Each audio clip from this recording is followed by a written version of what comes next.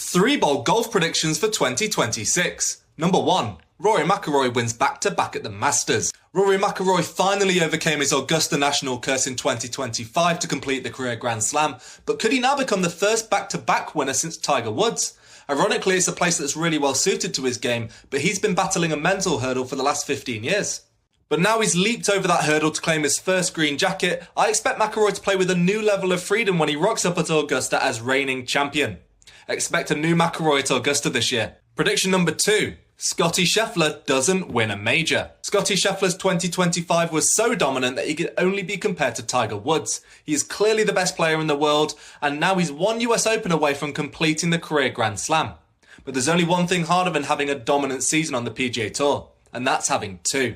We've seen players have dominant stretches in the past. Rory McIlroy won 2 majors in 2014, Jordan Spieth did the same in 2015, and even Jason Day won 7 PGA Tour events in 17 starts on his way to becoming world number 1 in 2016.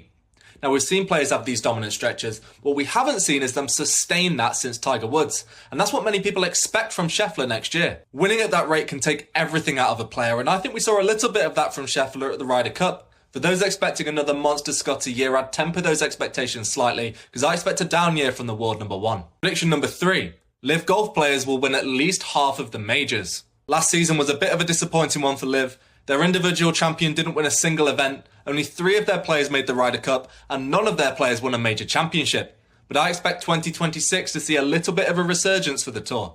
They've moved to a traditional 72-hole format now, moving away from the 54-hole one that gave them their name. And that should mean their players are a little more prepared for the major championships.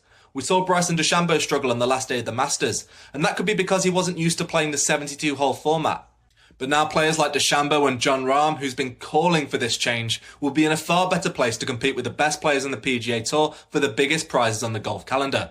So I expect LIV players to win at least half of the majors. What are your crazy predictions for the 2026 season? Let us know in the comments.